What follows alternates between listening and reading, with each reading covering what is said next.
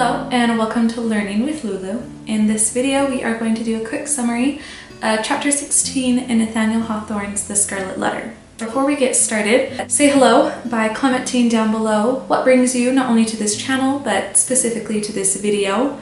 Are you a student and have come across this on your own, or has an educator or classmate sent this to you? Perhaps you are an autodidact or homeschooled and are just trying to round out your personal reading of the novel, or perhaps this is just a pleasurable way for you to expand your own grasp on literature. Whatever it may be, make sure to let me know in the comment section down below. In addition to that, at the end of the video, if it has proved beneficial to you, please make sure to like the video, subscribe to the channel, and of course share with others that you know may benefit from this type of ELA content. So with that being said, Chapter 16, Hester, in the previous chapter, confronted Roger Chillingworth, her secret husband, estranged secret husband, and said, "You are tormenting Reverend Arthur Dimmesdale. Please stop. Also, I'm going to tell him your true identity. It's been a bad move on my part to conceal that from him for so long, and you are terrible for his well-being despite being his physician, and he deserves to know your true identity." So in this chapter, Hester is following through with that and determining to tell Reverend Arthur Dimmesdale, a man who she loves, I would say, and who is Pearl's biological father.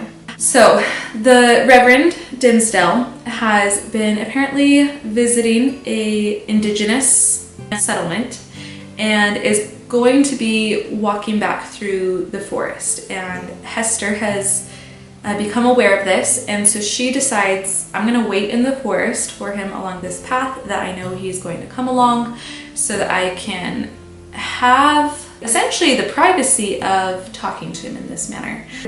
You know, people can visit the Reverend privately, you know, in a private room and talk to him, but Hester does not want to approach it that way.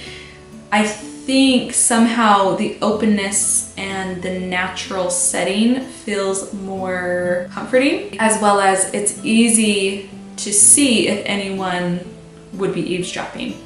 You know, they're in a forest and there are trunks and whatnot that can be hidden behind, but for the most part, you can kind of see or hear if anyone is encroaching on your private conversation. Of course, as always, Pearl is with her mother Hester and is going to be with her on this forest walk as she talks to Dimmesdale. And as they're in the forest and going to the place Hester has picked as the one where she's going to talk to Dimmesdale, Pearl is playing and just kind of frolicking as one does in the forest, and specifically in the spots of sunshine upon the forest floor. There is a moment as Pearl is playing in the sunshine that it does seem that wherever Hester walks, the sun does not shine. And you know, if you've ever walked through the forest before, I believe the term is the variegated light. You know, it's coming through, perhaps the term is actually dappled. Anyway, you know, it's sporadic where the sunshine hits, and especially depending on what the weather is like, if there are clouds in the sky, wherever the sunshine may be landing on the ground changes from moment to moment. That's the world, that's nature, we all know it. This part in the text though, it says that it seems like the sunshine is avoiding Hester, and Pearl points it out and she's like, "Oh mom, like look how funny that is. The sun is hiding from you." And Pearl thinks the sun is hiding because of the scarlet letter on Hester's chest, and Pearl of course is playing in the sunshine and it's bright upon her, and she says something to the effect of, "It's not hiding from me because I don't have a letter on my bosom yet." As though the "yet" I think is significant. It's almost saying like, one day I'm going to get my own. Pearl is obviously still very curious about the nature of her mother's scarlet letter. She overheard a woman in town talking about Mistress Hibbins, which is, recall, the known community witch, also the sister of the governor.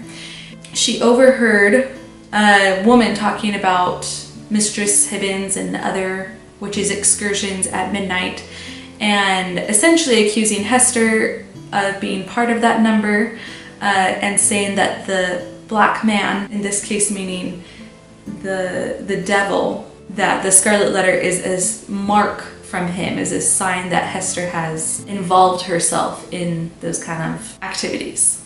So Pearl talks to her mother about that for a little bit, and then from afar, again they're in a forest, but she can see someone coming through the woods, and she asks her mom, Hester, is that the devil? Essentially. And similar to a previous chapter where Hester was going to talk to Chillingworth and she sent Pearl off to play in the tide pools, she tries to shoo Pearl off to go play again because she wants privacy for this conversation with Dimmesdale, but Pearl wants to stay. She is curious, she knows something is up, and this has all been revolving around her. And she wants to know what's going on, so she really wants to stay. And a bit exasperated, Hester says it's not the devil, it's the minister. And I think at Hester's exclamation, Pearl's kind of like, okay, I will go play. But she doesn't do so until after she asks, well, okay, so it's the minister, but he's always clutching at his heart. Is he clutching essentially at something that is the mark of the devil as well? Again, she knows that there's a connection between her mother's scarlet letter and Reverend Dimmesdale's frequently clutching at his own heart. As pointed out in a previous chapter, when Reverend Dimmesdale is having his midnight vigil on the scaffold and he has Hester and Pearl join him, and Pearl says, are you going to join Mother and me on the scaffold tomorrow? Pearl, she's aware, at least, now don't hate me for saying this, but like at least energetically she's aware, even if the exact words aren't there, that, oh, this is my dad. You know, there's that unstated knowing. Now, I do want to point out some of the symbolism of the forest setting and the sunlight avoiding Hester. The purpose of her coming to talk to Dimmesdale is to shed light on the situation.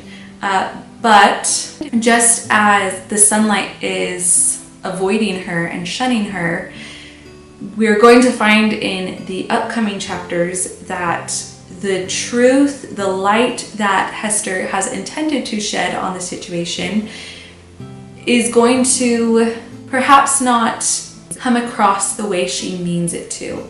You know, it's not going to be fully illuminated, the nature of the situation, the way we see it, especially I would say as readers. I think it's safe to say that we can sympathize with Hester and understand the situation she was in and the motivation behind her decisions. If you disagree with me on that, I'd love to hear your perspective. So, you know, please feel free to share, but I'm going to guess that most of us can sympathize pretty easily with her. And so it's going to feel a bit almost like a betrayal of nature that the light that's being attempted to be shined upon, what Hester is trying to say, is not going to be sufficient, is not going to be seen in the light that she's trying to expose it to. Another curious note to perhaps think about is just the setting of the forest. You know, so far the forest has mainly been the location in this novel that we know Mistress Hibbins and other witchy ladies are retreating to for evil acts. In this instance, Hester is retreating to it. Essentially, the forest is just this place of, you know, natural forces having full sway, and just kind of the chaos and wildness of that, but not in like a negative way. It's just the cycles of life are so beautifully and naturally presented there. And so for me, it kind of makes sense that, you know, the mother of a child is confronting the unacknowledged father of that child in this natural setting where the forces of nature have full reign. I hope I conveyed that the way it's sounding in my head. But with that being said, the things that I pointed out are the setting of the forest, some of the ideas around that, and then also the nature of sunlight, and specifically the sunlight avoiding Hester in this chapter. Those are just a couple of things, which I guess the setting in this chapter is primarily some of what I think can be easily and fruitfully analyzed from this chapter. So with that being said, there's a summary of chapter 16 in the Scarlet Letter. As mentioned previously, please make sure to subscribe to the channel, like this video, and share with others you know may benefit. And of course, comment any of your thoughts from the questions I posed in this video, as well as comment what brings you to this channel. So with that being said, I hope to see you back around, and bye.